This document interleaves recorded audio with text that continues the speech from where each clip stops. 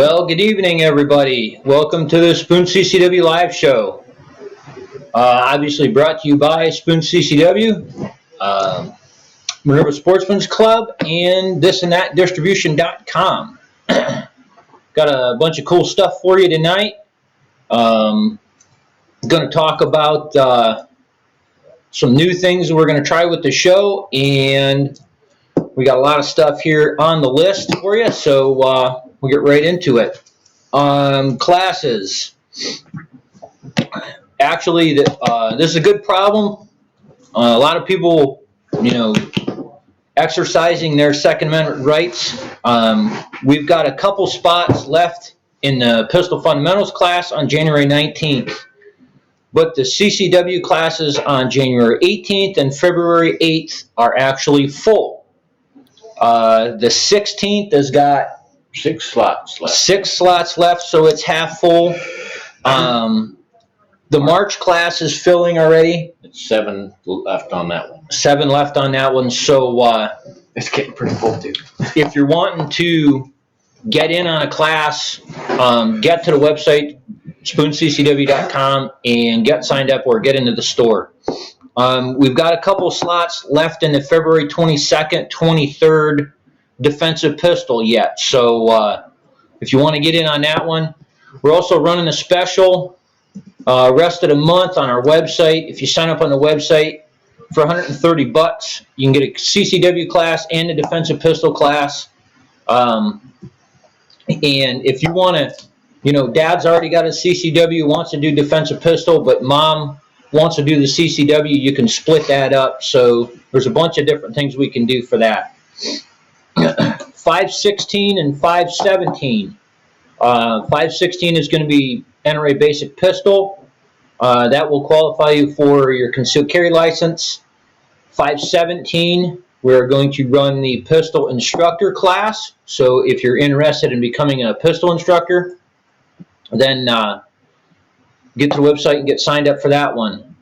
For anybody who's already a pistol instructor that is out there, 711, we're going to run personal protection in the home. That is the student class. And then 712, we will run the instructor portion. So if you want to add to your credentials and start working on some defensive pistol skills and start teaching some of that, then you can get in on that 711, 712 class and, add to your NRA ratings. Shooting events. We got one coming up February 8th, 7 p.m. at Minerva Sportsmans Club. That is a new event we're doing. It's called King of the Clays. It's a single elimination event with buybacks. So essentially, it's a trap game.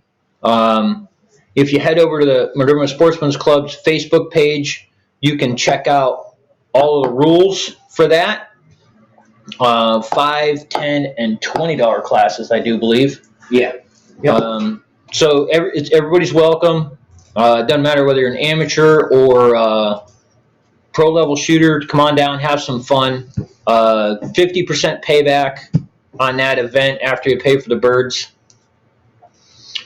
The next event that we're sponsoring is a hunter rifle class down at Tusco Valley Rifle Club.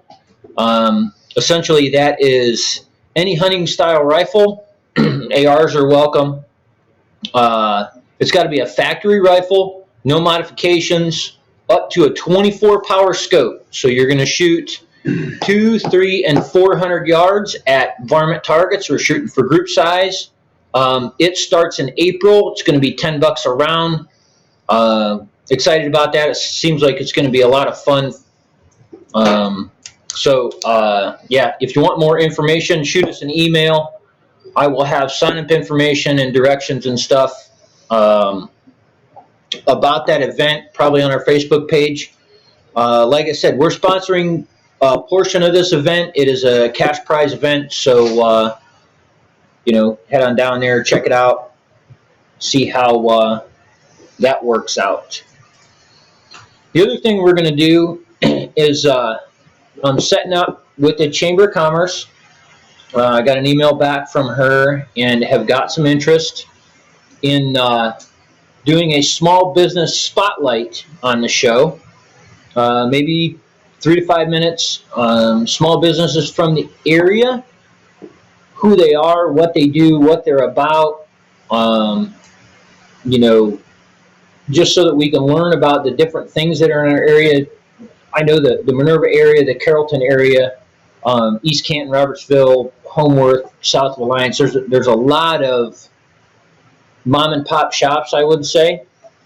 They're always interested in reaching new customers, and there's a lot of cool stuff that is in the area that there's probably a lot of folks that don't really know that it's there. So we're going to try and get some of that out and have it on the show. So, you know, tell your friends, head over to our YouTube page, head over to our Facebook page, like, subscribe, share the show so we can get some stuff out there and, you know, get some of these small businesses up and rolling.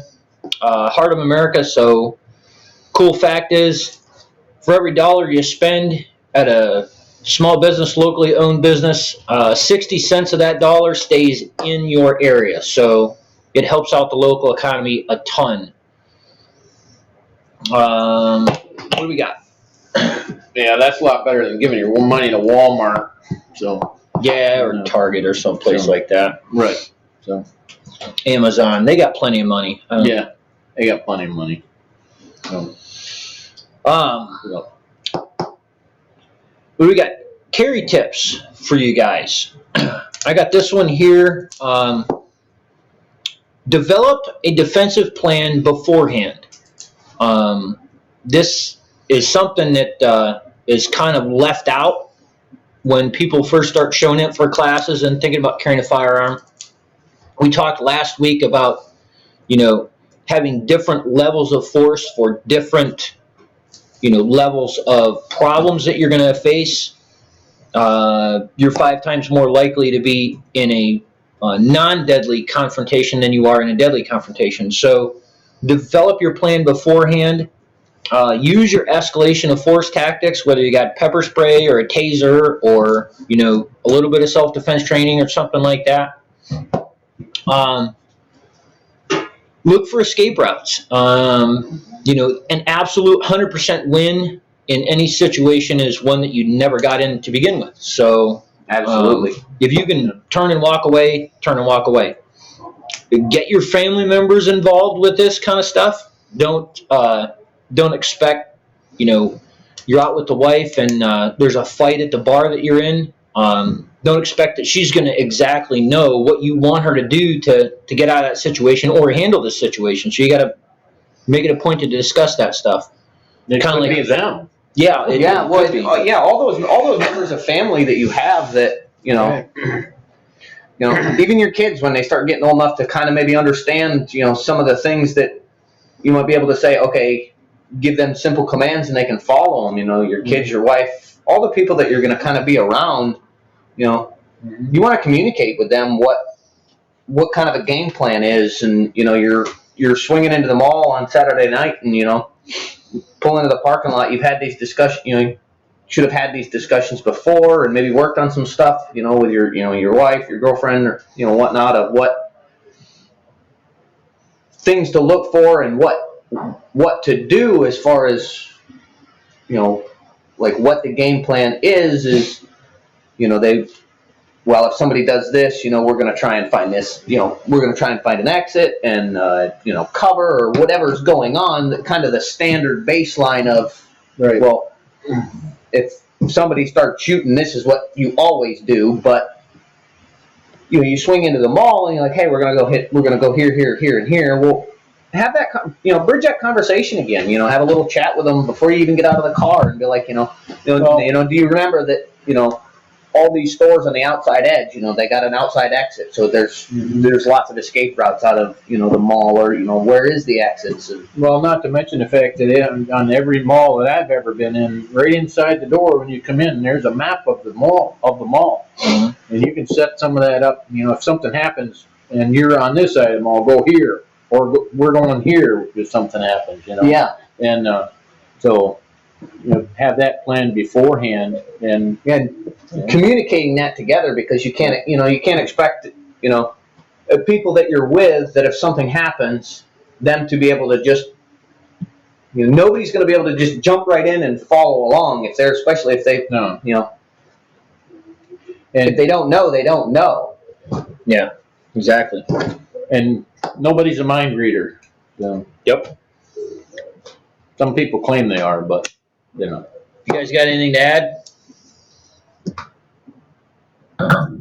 No, I mean, we're dealing with some serious lag issues here. That's kind of why we're quiet. Oh, yeah? Yeah. Okay. I think somebody upstairs is using too much internet. Probably the kids.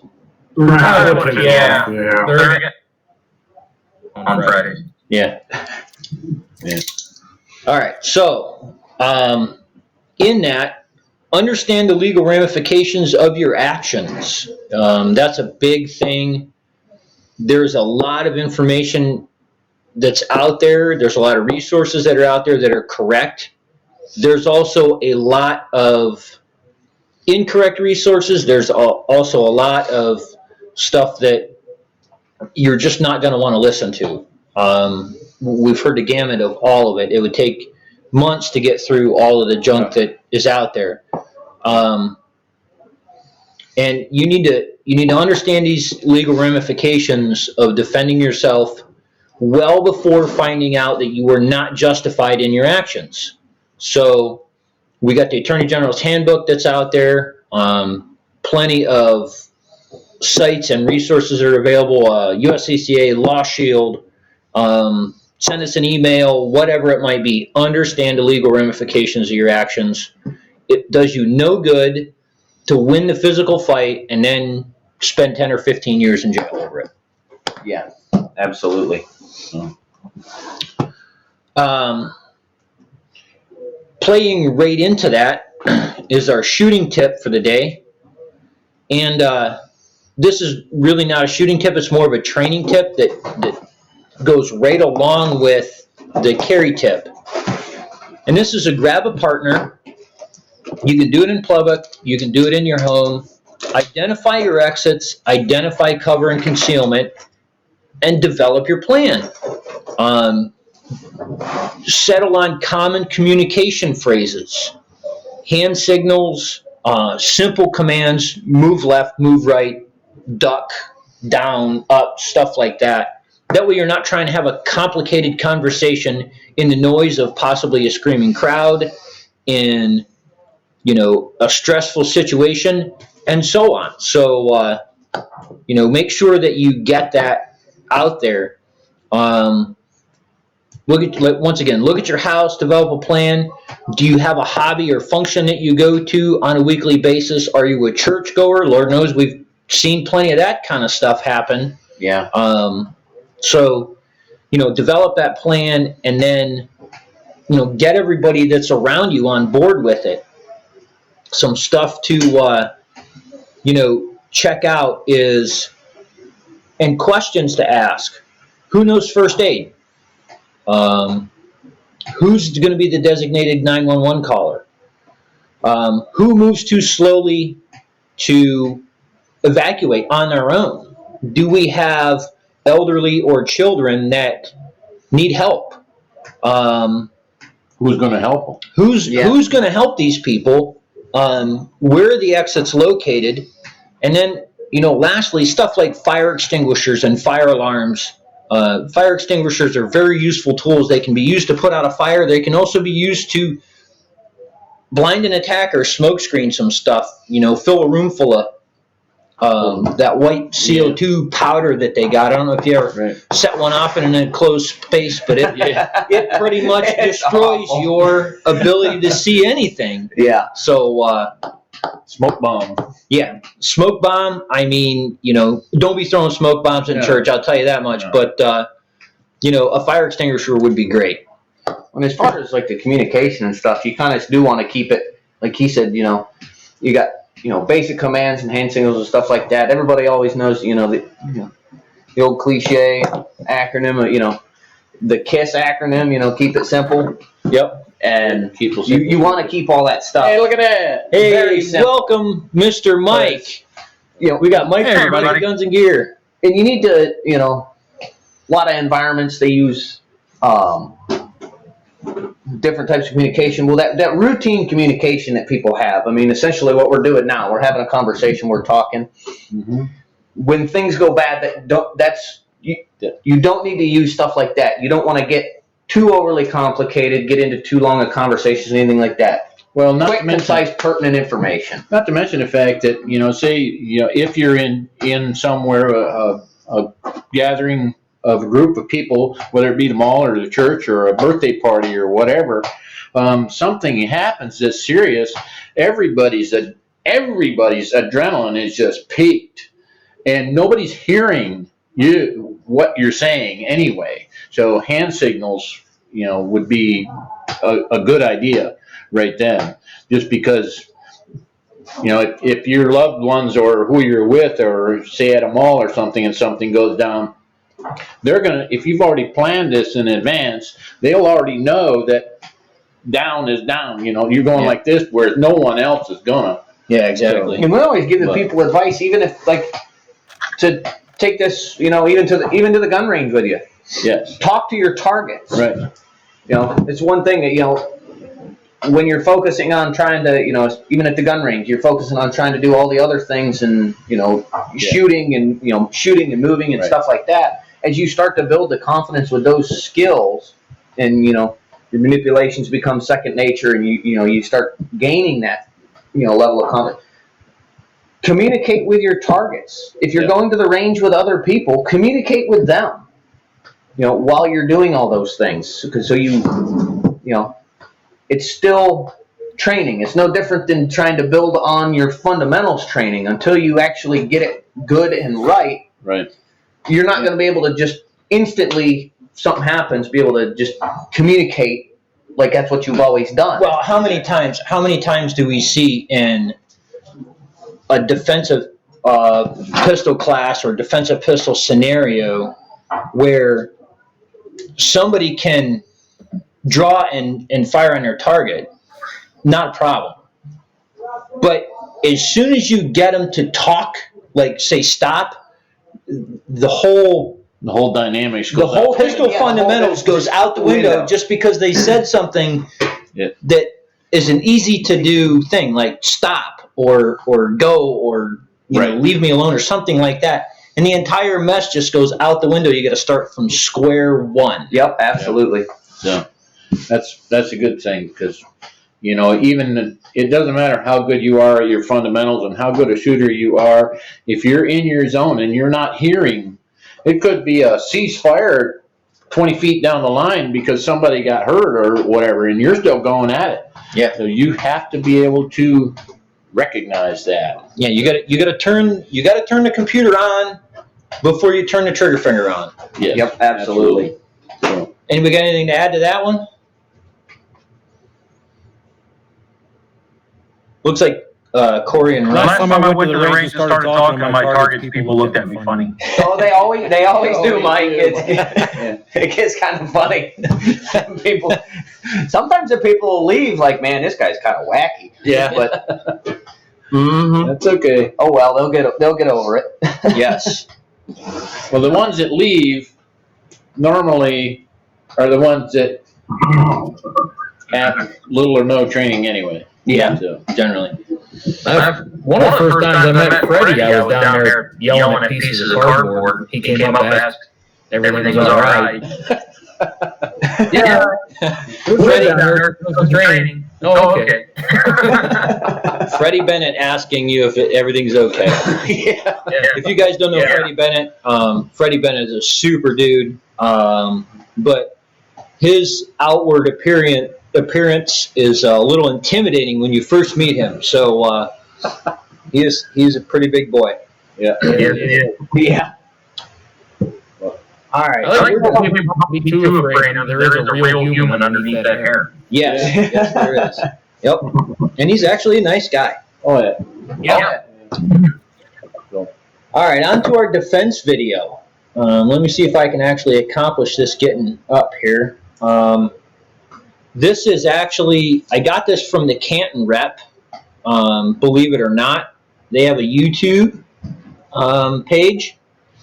and got this from the Canton Rep, and I got sound. Obviously, it's on YouTube. So once again, anything that we put on the show, any articles, videos, or anything like that, there's always a link in the description. So head on over to their page and check it out. But yeah, we'll get into this. This is pretty rad. from Canton, so this hits home real close. Yeah, absolutely. This is a Subway somewhere in Canton.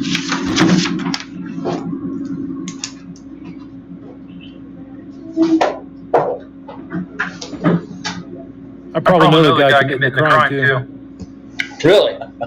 Probably.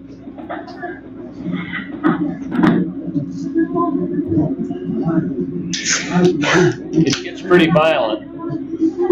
I mean, not super violent, but pretty violent. I mean, that's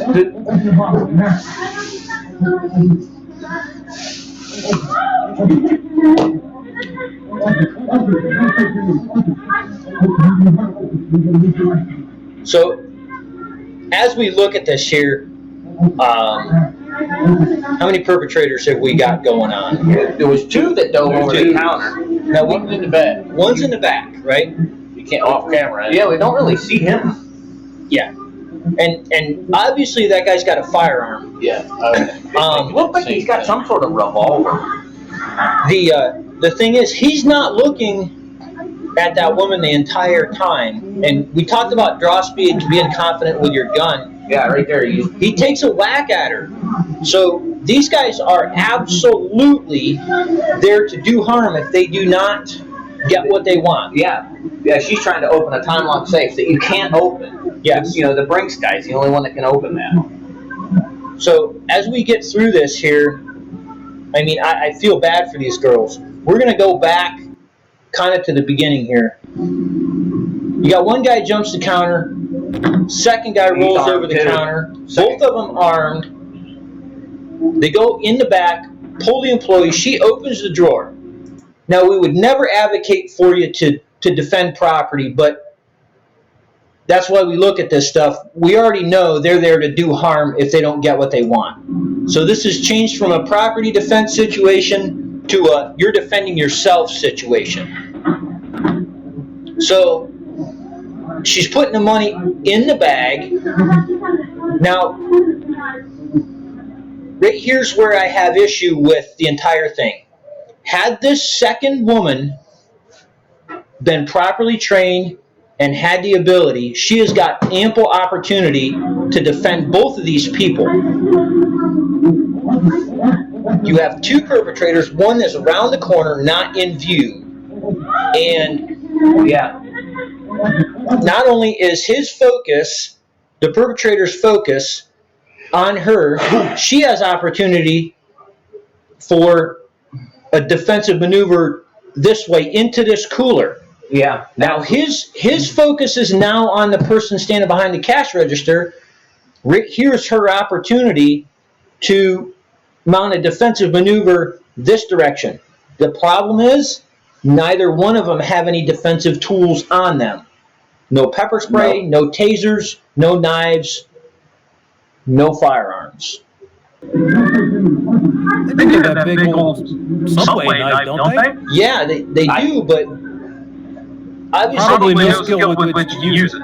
no, that skill, and have they thought about this? Have they, just like we were talking about, have you developed any type of plan to defend yourself in public? Right here, she's got ample opportunity.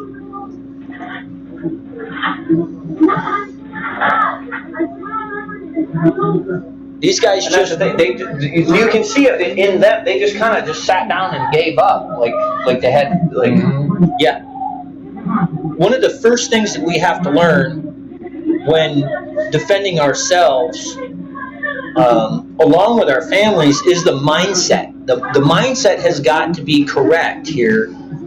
I think we've pretty much got the gist of this video, but the mindset's got to be correct that if we're going to do something to defend ourselves, then we have to make that decision that we're going to fight until the fight's over. We're going to fight this fight until we win. Yeah. It's one of them things where you don't fight unless absolutely necessary. But if someone forces your hand into a fight, you're going to fight like you're the third monkey getting on Noah's Ark. I mean, that's really what it is. You gotta, yeah. I mean, I don't know. There was no fight in these two employees. Now they're faced with overwhelming odds. So, in all reality, they have no tools which to defend themselves. They don't have any tools because they hadn't put any forethought into it. Yeah. Once again, we're not no blaming, tools, no plan, no nothing, and that's that goes right back into our training. Develop that. You got to develop that plan. Absolutely. Develop that mindset. Develop that plan, and that as you start developing that plan, it actually starts to help in you start putting all this stuff together, and it really kind of hones your mindset to that of as you start building that plan, you actually gain confidence in your mindset of, I got a plan. It's just going to, yes, I can do something about this.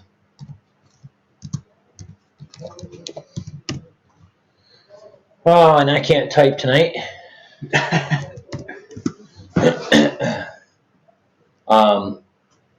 Yeah, that's pretty much it. You have I checked out the that's from back in 2009. I checked out the article. I did know one of the guys. I thought I did. Really? Yeah, he was locked up with us. It was one of them was a juvenile. No kidding. Yep. So he was underage. Yep. Yeah. But that's a small world, isn't it? Oh yeah. I mean, Absolutely it is. There was, I don't know, there was ample opportunity to diffuse is the wrong word for it, but take care of this issue and not be victimized completely through that video. I mean, I didn't see a point in time where you could have put yourself in serious danger by doing that, but there's still opportunity there. Right. But they're not expecting you to fight back either, I know one of them had a gun, but you don't know what kind of gun it was. You don't know. Well, and that's part of how, and part of that too is a lot of these guys, they're hitting places that they're, in their mind, they're potentially they're safe targets because they're not looking for somebody for somebody to fight back. And a lot of these situations, when they do encounter people that fight back, the guys they run, they leave them alone because these guys don't want to get hurt. They just want to continue their crime sprees and just get away with it and take the money and do like everybody else does that goes to work and earns money, is just take the money and go buy stuff. Yeah. And so just putting up that fight. A lot of times just putting up the resistance stops the issues. Yes. All right. Anybody else got anything with that? Well, I would say that if you do decide to resist, you better commit to it. You better be willing to do whatever it takes to make sure you're going to go home. Because while a lot of times it does end it, and it does make the bad guy decide that easier pickings are elsewhere, sometimes they'll fight too. Yes. And you better be willing to go as far as you need to go to make sure you go home. Absolutely. Right. Yeah. You definitely got to bring your A game to it. Yeah. No doubt. Like I said, fight like your third monkey getting on Noah's Ark, man. That's what it is. I mean, there's when it comes to something like that, there are no half measures. Either you're going to do it or you're not going to do it. Yep. Don't kind of and expect that that's going to work. No, you better be committed. Yep. 100% agree. 100% agree. All right. Now we got some news. We'll get rid of our mugs here. In the link description in our video, there is a link to the defensive pistol class. We've got a lot of questions about what that entails. So if it's something you're looking at doing, then hit up the link in the description. From the great metropolis of Minerva, we have this story, and we got this from the Alliance Review. Once again, the link is in the description. A suspect rams a Minerva police cruiser in hot pursuit. Minerva police kicked off what became a 30-mile pursuit between 50 and 70 mile an hour on Saturday, January 11th at 5 a.m., beginning in East Lincoln Way in Minerva. Patrolman Ryan Atha of Minerva PD spotted a white Chevy pickup truck go left of center and drive erratically, then make an improper turn and cross lanes. I don't know this particular officer. I'm going to have to go down there and find out who he is. You've probably seen him around. Once activating the lights and sirens, Atha pursued the truck as it traveled eastbound on Route 30 into Columbiana County. The truck went into Kensington, went south on State Route 644. The suspect continued to Salineville and lost control of the truck and spun out. Atha stopped to see if any suspects would flee from the truck or if the truck would stop, and suddenly the truck took off and rammed Atha's vehicle. Lisbon State Patrol was had to deploy spike strips, but the truck almost struck their vehicle as well. Finally, north on State Route 164 and 518, spike strips successfully deflated the front tires of the truck. Columbiana County and Lisbon PD cruisers team worked with the Minerva PD and Lisbon State Patrol and hunted down the suspect as he and another unidentified male fled the truck. Driver was identified as Lester Levitt Jr. and taken into custody. Female passenger Jamlin Houston of Salem was taken in, and the other male passenger was never found at his home. Levitt was taken to the Salem Hospital for injuries. And the Minerva PD filed charges on January 13th for traffic, willful disregard for safety, speeding, driving on suspended license, third-degree felony for failure to comply, and first-degree felonious assault on a police officer. So this young man, well, I don't even know if it's a young man, but this feller is going to spend some time in the county hotel, I do believe. So, yeah. Let's see. Patrolman Atha was treated for minor back and neck injuries from being rammed by the truck. It looks like they hit him pretty hard. I mean, They pushed his push bumper back into his Dina bumper there into the. Yes. So, well, good job, Minerva PD, Lisbon State Highway Patrol, and who else was involved in this thing? Lisbon, Highway Patrol out of Lisbon, Columbiana County Sheriff's deputies, Sweet. and the Minerva PD. Yeah. In Lisbon. In Lisbon. Small town, you know, everybody knows everybody. It's not a wise idea to run from the cops around these parts. It's pretty hard to get away. Yeah. It's pretty good that somebody knows who you are. Yeah, right. This next article here hits really far too close to home for us. This happened, and we got this from news5cleveland.com. I actually know these folks.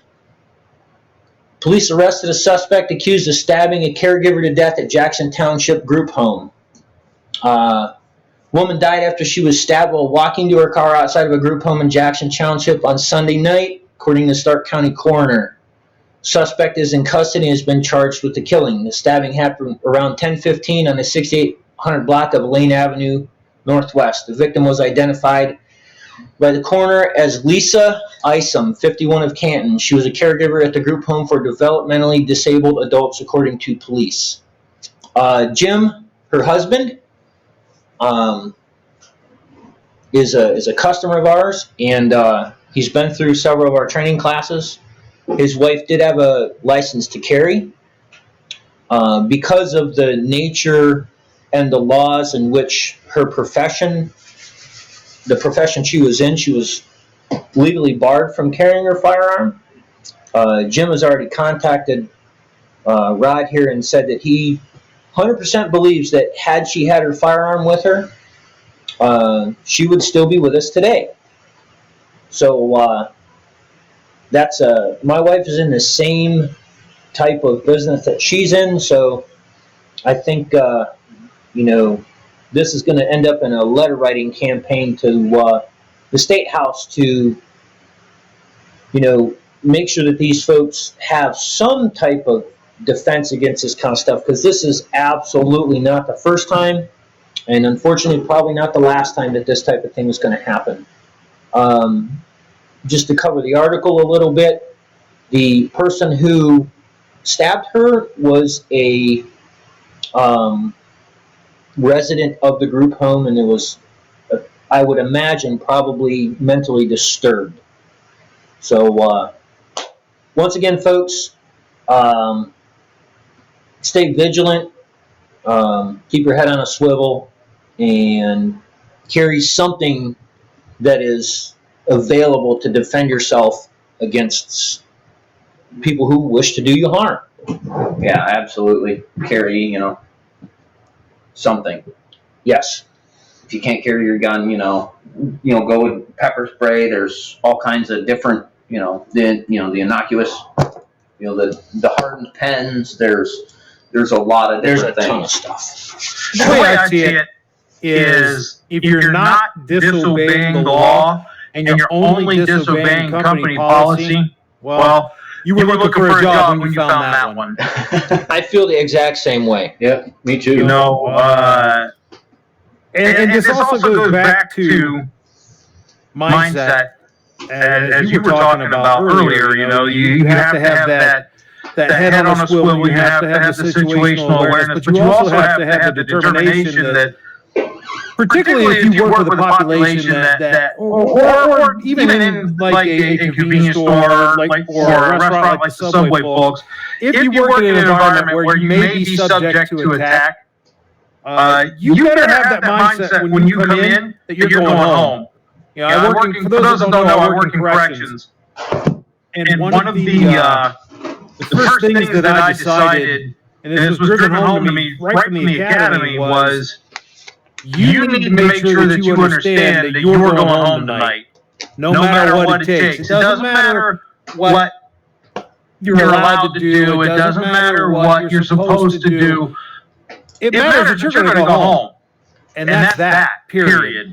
Yes. So that has to be rule number one. I'm going home tonight. Yep. Yeah. I might have to look for a job tomorrow, but too bad. Yeah, exactly. No paycheck is worth your life.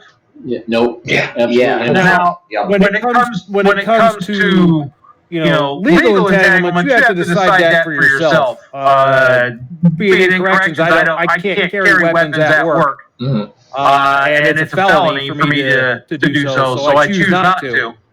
But short of weapon use, I'm going home tonight. That's that, period. Right.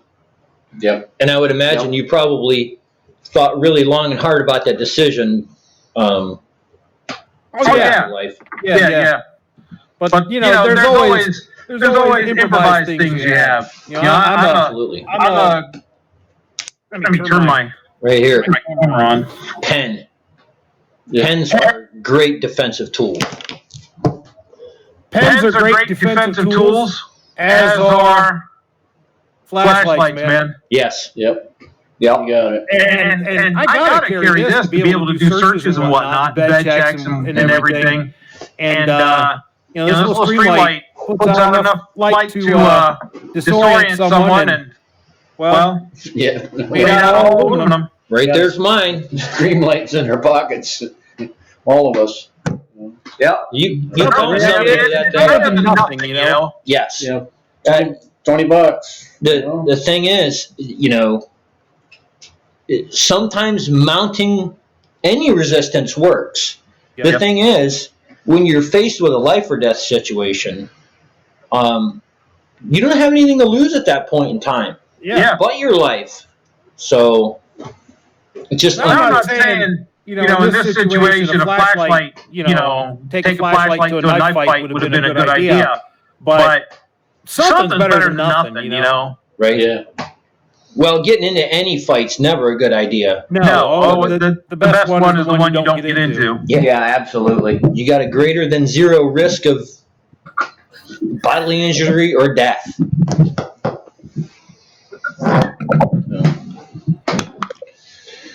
All right, so what do you got left here?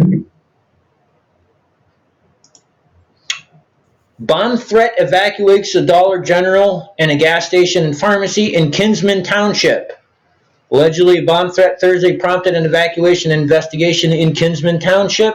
Initially came to the Dollar General on Main Street, State Route 5 around 3 p.m.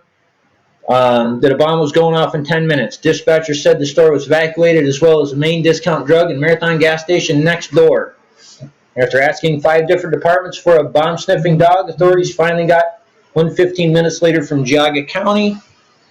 Dispatcher said the dog went through the store and did not find any threat. Authorities are investigating who could have made the phone call. The store should have been open on Friday. Why somebody would bomb a Dollar General, I have no idea. From a lot of the ones that have happened, like at some of the colleges and stuff like that around here, probably somebody that didn't want to go to work. I would imagine. Probably an employee that didn't want to go to work and was hoping the place would get closed for a couple of days. And that seems to be the gig here. All right. Armed cashier at a Lima business halts an attempted armed robbery. An armed cashier at a Lima business thwarted an armed robbery attempt Tuesday night. According to a statement released Wednesday by the Lima Police Department, 2 males entered Hermes Party Shop on St. John's Road shortly after 8 p.m. They had pistols drawn. They demanded the cashier give them money. Both males were dressed in black Nike sweatsuits and had their faces covered. Although one male ran up the aisle toward the cashier and lifted the white handkerchief covering his face. As he approached, he saw the cashier was armed. The 2 men then exited the building, running northbound. Nothing was taken during the attempted robbery. Anyone who was able to identify this subject or may have information about the attempted robbery is asked to contact Detective Donovan Geiger. There we go. Good guy with a gun stops it. No shots fired. No shots fired. Yeah. Now we've got... Oops, wrong store. Yeah, wrong store. We're out of here. There you go. Turtle Creek Township, Ohio. 5 Ohio teens hatched a plan to lure, attack, rob, and kidnap a man. They brought with them a baseball bat and a firearm as their tools for the job. What they weren't expecting was that their intended victim would be armed and ready to fight back. According to the press release from the Warren County Sheriff's Department, 18-year-old Dakota Cox of Kettering and 4 other teens, including Trudix, planned the robbery and kidnapping of an individual the night of December 13th. The individual was lured to a residence on the 1800 block of Oregonia Road in Turtle Creek Township. According to police, upon arriving at the address, the individual was threatened with a bat and a firearm. Deputies say the subject then defended himself against the attack with a firearm. In the ensuing battle, Mason Turdix was shot and killed, and a 16-year-old was critically injured by gunfire. Despite the fact these ambushers were kids, they did come prepared with weapons and a plan. They lured the victim to the house where they were waiting to ambush. When he arrived, the 5 teens confronted him with a firearm and baseball bat. All we know after that is the intended victim drew his firearm and fought his way to safety.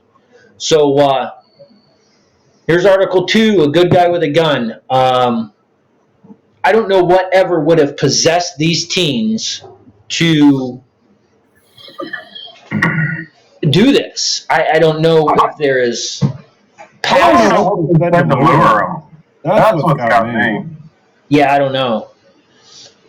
Yeah, that's...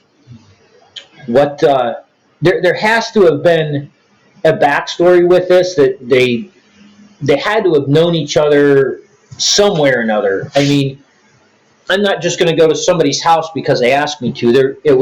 Had to either have been a sale or something that was going on. Maybe the teens were selling a car or personal items, something like that. But that's the only thing that I can reasonably think of that why this particular fellow, unless he knew these kids, would go to the house. Yep, I have no idea how. Yeah. What's that car ain't worth somebody getting killed. No. Well, and that's the thing, you know. You hear that time and time again, you know, Craigslist sales and stuff like that. You know, Yeah, right. I had one when, you know, my wife bought something on Craigslist. You know, it was a kid's outside toy that somebody was supposedly getting rid of, and when I showed up to the house, nobody was there. She tried calling the people.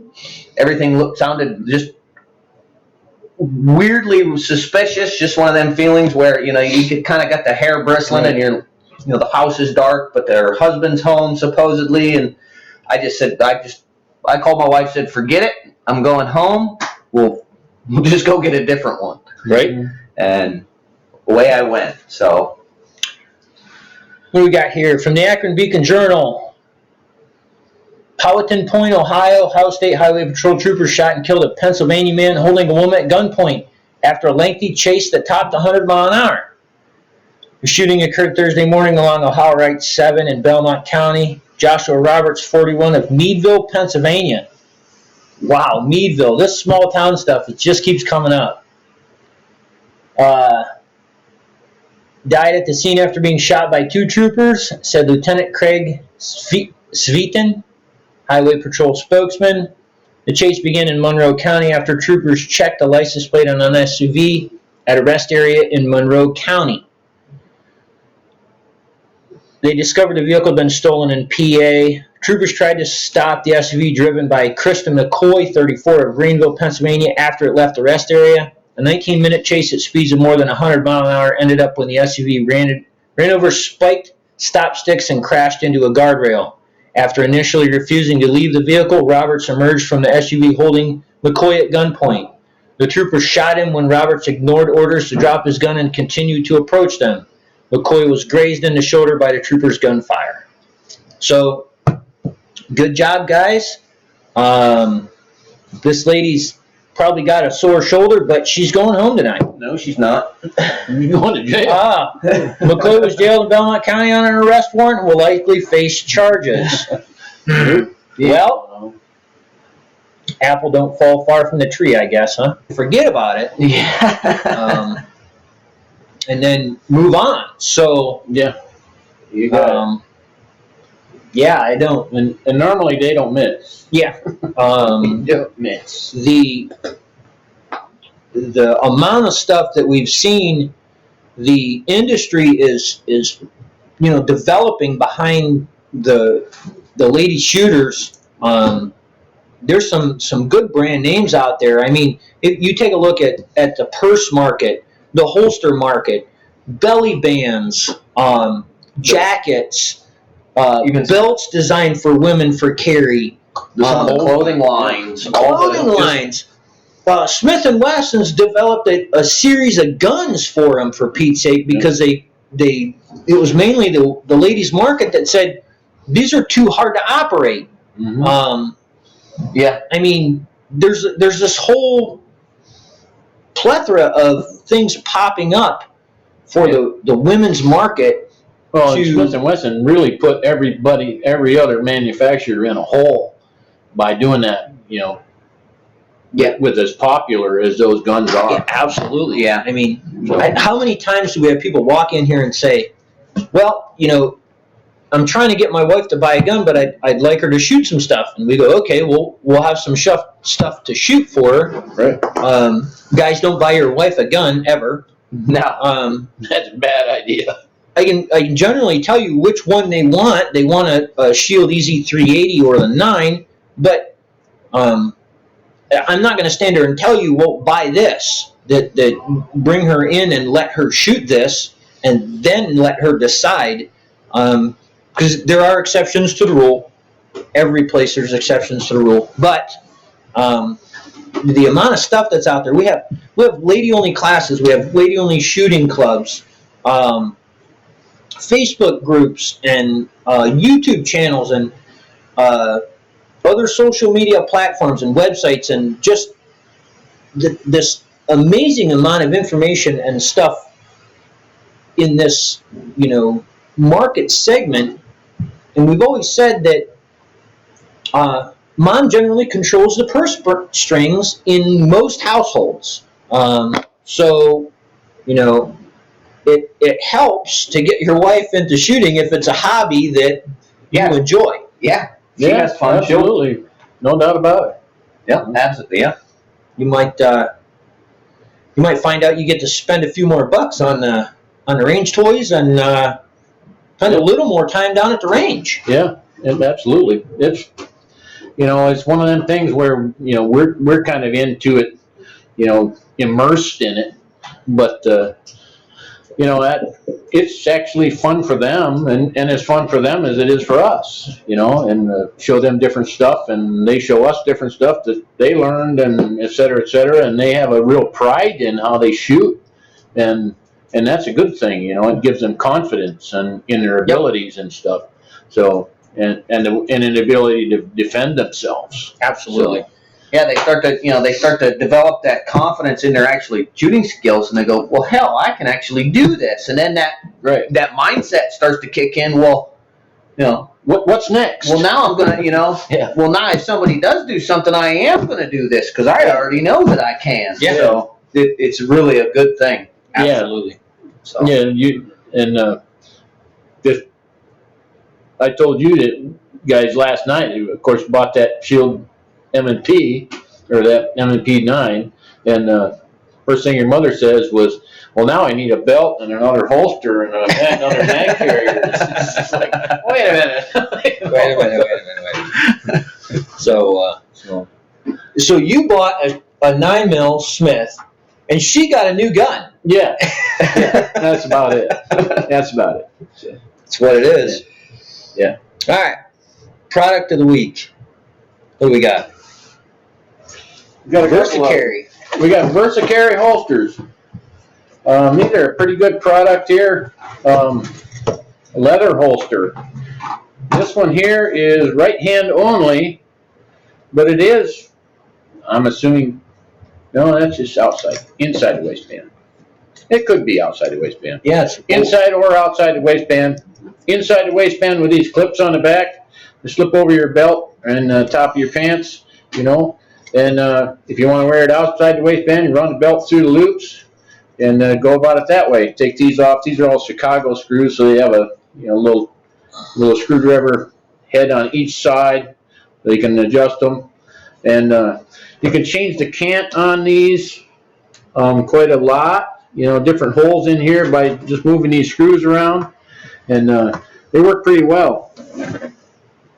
You can also change the depth of the, how far you want your gun to go down in it, and how far you want to be able to draw it out, et cetera, et cetera. Really good product, made out of water buffalo hide. Not too bad price, about $28-29. Versatile holster for inside or outside the waistband, and will fit a lot of different guns. Yeah, and you can get them in. On the back of this one, there's probably 40 different guns that this will work for. Yeah. And it won't rub the Kydex off your slide. 2 days after you bought it. The Cerakote, me? Yeah, Cerakote. Yeah. Cerakote, yeah. That way, multiple different, couple different colors. He's got a black one there. This one's a brown one. Again, it's got the multiple holes for adjustments for your different firearm fit. Again, just like the other one. You can see the clips, belt loops. Right. It can be inside the waistband, outside the waistband. This one's actually an ambidextrous. This is what they call the S3. Yeah. Several different sizes of these for different sizes of guns. Right. Says right here on this, big hunk of leather here, USA made. So another good thing if people are looking for that. Right there on the bottom, made in the USA. Made in the USA. We like that. So, yep.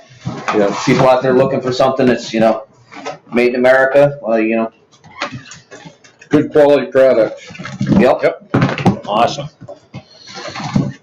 The two new products I come up with, I wanted to get pictures and websites and stuff like that, but there really wasn't much to do with them. Mossberg is releasing the MC2. Now, we have the MC1 subcompact. They're going to release an MC2. Judging from the specs, it looks like Ruger SR9 or M&P compact size. Comes with 15 and 17 round magazines. Double stack, isn't it? Yep. They are proprietary magazines this time, so you can't cheat and use Glock mags in it.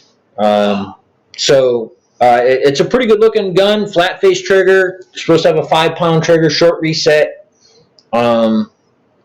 Really, really excited to see that one. So it's pretty much just a kind of like a double stack MC1. Yeah, I would imagine it's probably going to be pretty close to a Glock 19 size by the time we're all said and done with it. And then Spears come out with a gold dot line in 5.7 by 28. The looks like the 5.7 by 28 is going to have a little bit of a resurgence. I mean, Ruger's releasing pistols. I heard the other day that somebody might be releasing a 5.7 by 28 upper for an AR lower. Wow, which that would be kind of. I mean, that's kind of a pretty sweet thing. That's kind of like a Captain Obvious thing. Like, if the ammo's still kind of pricey, but if some people get some stuff going, it might help drive the ammo price down too, and that get more companies making it. Yeah, I'd run a 5.7 by 28 upper on my AR pistol. Oh yeah, that's like running a friggin' like a NHRA 22 mag. Yeah. So cool. And that's what I got for you guys. You guys got anything to add? Couple no's? No, I think we're good over here. All right. So I will of course say that Henry has a new product coming out. Yes. It's lever action Axe 410 firearm. I was going to say shotgun, but technically it's a firearm. It's less than 18-inch barrel. Overall length is greater than 26 inches. You guys should be getting one coming into your shop this week. Yep. Because Henry is sending me an example to review. So, you are going to get the phone call beforehand when that happens, right? Oh, yeah. not before he gets to shoot it. Well, there you go. Obviously, let us know when you get that review video up, Mike. Oh, yeah. Well, I'm sure you guys will probably have an opportunity to play with it a little bit. Winchester was kind enough to send me right around 200 rounds of ammo for it, so... Really? Oh, sweet. Yeah, we can definitely help you out there.